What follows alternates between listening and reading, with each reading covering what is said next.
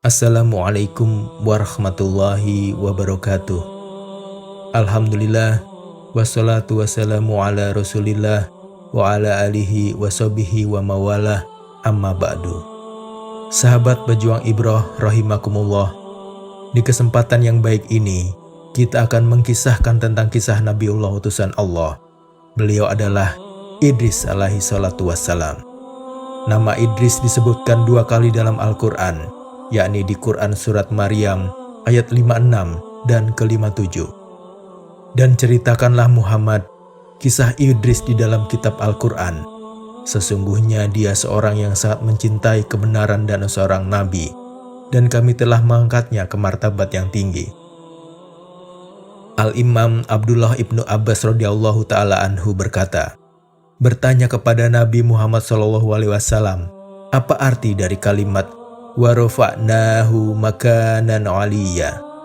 Kata Ka'ab artinya adalah di mana Nabi Idris pernah mendapatkan kabar gembira dari Allah Subhanahu wa taala bahwa Allah mengangkat setiap hari dengan seluruh amalan Bani Adam, seluruh amalan manusia, setiap hari pahalanya untuk Nabi Idris alaihissalam tanpa mengurangi pahala mereka yang beramal.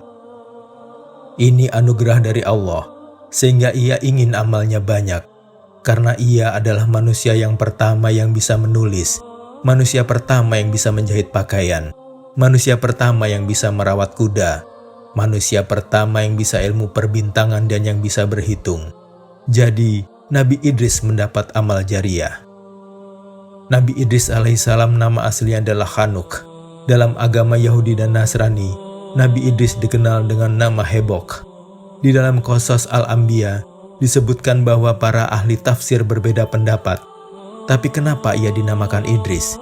Idris berasal dari kata darosah, yaitu belajar. Dia orang yang sangat tekun dan belajar. Dia orang yang sangat tekun untuk belajar. Mengenai lokasi Nabi Idris dilahirkan dan dibesarkan, sebagian berpendapat beliau dilahirkan di Mesir, tepatnya di Manaf, Memphis, dan mereka menamakannya dengan Harmas al-Haramisa, ahli perbintangan dan juga dijuluki Asad al-Asad, singa dari segala singa. Sebagian ahli lain berpendapat bahwa beliau dilahirkan dan dibesarkan di Babylon, Irak. Lalu Nabi Idris hijrah ke Mesir. Nabi Idris ini keturunan Nabi Adam yang ke-6. Kalau kita urutkan nasabnya, beliau adalah Idris bin Yarid, bin Mihlail, bin Kinan, bin Anush, bin Nabiyillah Syits, bin Nabilah Adam alaihissalam. Nabi Idris inilah yang pertama kali menerima wahyu lewat malaikat Jibril. Dan waktu itu, usia beliau sudah 82 tahun. Nabi Idris ketika mendapatkan wahyu, akhlak kaumnya ini benar-benar rusak. Dan kepada Nabi Idris, Allah berikan beberapa kelebihan. Menurut riwayat dari Al-Imam Ibnu Ishaq rahimahullah, bahwasanya Nabi Idris alaihissalam adalah orang pertama yang menemukan tulisan. Manusia pertama yang bisa menulis adalah Nabi Idris alaihissalam. Dan menurut Al-Imam Abdullah ibnu Abbas radhiyallahu anh, bahwasanya beliau itu pintar menjahit. Manusia pertama yang bisa menjahit pakaian, membuat baju, itu adalah Nabiullah Idris alaihissalam. Karena orang-orang terdahulu membuat baju dari kulit binatang, dan semenjak zaman Nabi Idris inilah mereka menggunakan baju dari bahan kain. Dan diriwayatkan setiap beliau memasukkan jarumnya, saat menjahit beliau membaca subhanallah. Dan beliau adalah orang yang jujur, yang selalu membenarkan apa yang datang dari Allah Subhanahu wa ta'ala. Dengan kelebihan-kelebihan yang dimiliki Nabi Idris saat itu, sebenarnya sudah cukup orang percaya dengan Nabi Idris bahwa ia adalah Nabi utusan Allah. Umur 82 tahun diangkat menjadi nabi. Kemudian diberikan juga mukjizat tentang ilmu pengetahuan merawat kuda, ilmu perbintangan, kemudian ilmu berhitung, atau sekarang kita kenal dengan matematika. Tetapi kaumnya tidak mau ikut dengan dakwah Nabi Idris alaihissalam. Seharusnya dengan mukjizat-mukjizat seperti itu, mudah bagi Nabi Idris membuat orang percaya. Tapi malah kaumnya tidak bisa dinasehati. Menurut kitab tafsir, Nabi Idris hidup 10 kurun atau 1000 tahun sesudah meninggalnya Nabi Adam. Sedangkan dalam buku yang berjudul Qasas Al-Anbiya karya Ibnu Katsir dituliskan bahwa Nabi Idris hidup dengan Nabi Adam selama 308 tahun. Wallahu a'lam bishawab. Ada satu kisah, ketika Nabi Idris sedang menjahit pakaian, lalu datanglah iblis ke rumah Nabi Idris menyamar menjadi seorang laki-laki.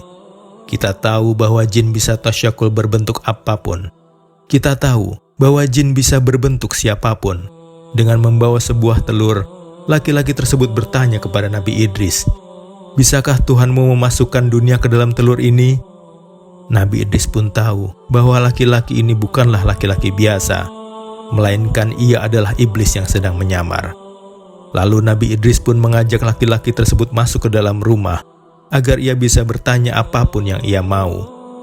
Dalam pikiran iblis ini, ia merasa bangga dan berhasil karena bisa mengelabuhi Nabi Idris.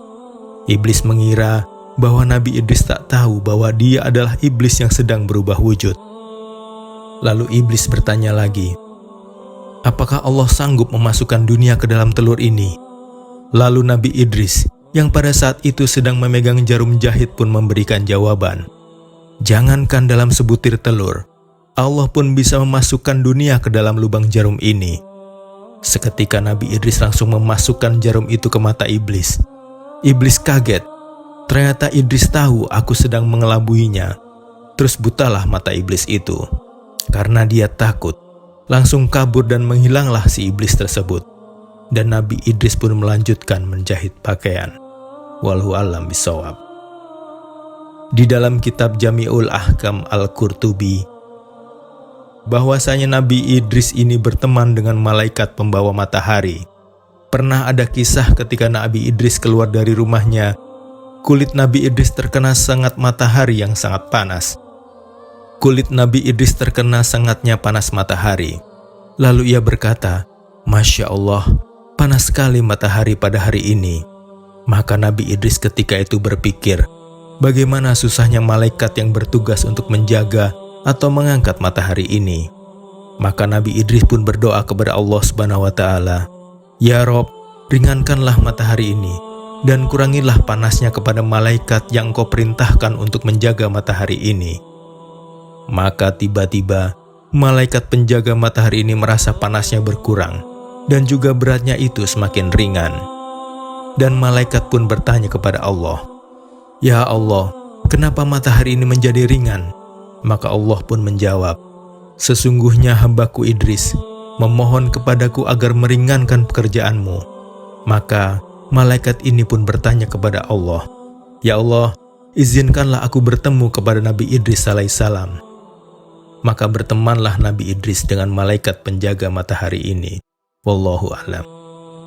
Diriwayatkan pula bahwa Nabi Idris ini dicintai oleh kalangan malaikat, terutama malaikat maut. Awal mula perkenalan mereka adalah ketika malaikat maut turun ke bumi karena rindu kepada sahabatnya Idris.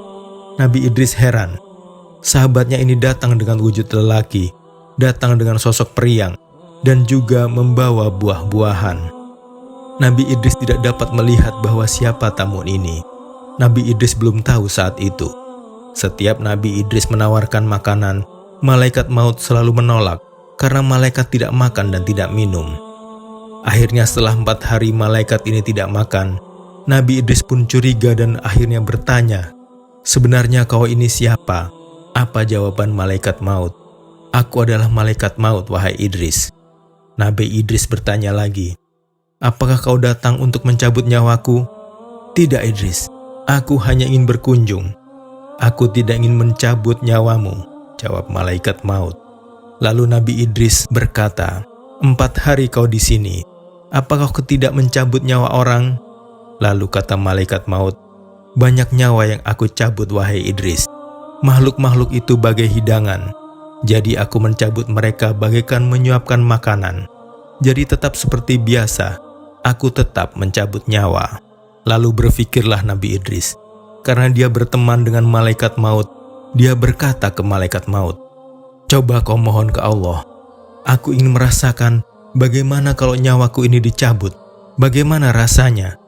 Kata malaikat maut, "Aku tidak mencabut nyawa tanpa seizin Allah. pada akhirnya Allah mengizinkan kepada malaikat maut untuk mencabut nyawa Nabi Idris. Kemudian dicabutlah nyawa Nabi Idris. Setelah dicabut, malaikat maut sedih karena sahabatnya telah mati. Kemudian Allah izinkan lagi untuk mengembalikan nyawa Nabi Idris. Dan ketika nyawa Nabi Idris kembali dan hidup lagi, Nabi Idris berkata ke malaikat maut, "Wahai malaikat maut, kau kan adalah sahabatku, tapi kenapa kau cabut nyawaku dengan keras?" Jawab malaikat maut, "Wahai Idris, belum pernah aku mencabut nyawa selembut ini." "Selembut ini kau bilang," kata Nabi Idris, "aku merasakan bagai kambing yang dikuliti hidup-hidup, ditarik kulitnya, dicabut, ditanggalkan. Itu rasanya ketika ruhku lepas dari badan ini." Kemudian merasakan sakitnya mati ini membuat Nabi Idris berkeinginan kuat untuk supaya umatnya tidak merasakan hal ini. Karena ia telah merasakan sakitnya sakaratul maut, walaupun kata malaikat maut, selembut-lembut ia mencabut nyawa. Nabi Idris ingin umatnya dekat kepada Allah, karena Nabi Idris sudah merasakan sakitnya sakaratul maut. Setelah itu, Nabi Idris meminta lagi kepada malaikat maut untuk memohon kepada Allah agar dilihatkan surga dan neraka. Jawab malaikat maut, "Permintaanmu ini sungguh permintaan yang tidak masuk akal. Kenapa kau minta itu?" Kata Idris, "Aku takut kepada azab Allah. Mudah-mudahan semakin tebal imanku setelah melihat surga dan neraka." Kemudian malaikat maut pun meminta izin kepada Allah, dan Allah pun mengizinkan. Seketika itu Nabi Idris pun dibawa naik ke langit, diperlihatkan oleh malaikat maut neraka. Begitu melihat neraka, melihat malaikat Malik penjaga neraka yang menakutkan dan menyeramkan, menyeret dan menyiksa manusia yang durhaka, yang menentang Allah, Nabi Idris tak sanggup. Melihat binatang-binatang yang mengerikan di neraka, pingsanlah Nabi Idris. Setelah sadar dari pingsannya, Nabi Idris berkata, "Wahai malaikat maut, cepat, bawalah aku ke surga. Aku ingin melihat surga agar jiwaku tentram, karena sudah melihat kengerian di neraka ini." Lalu Nabi Idris dibawa ke surga.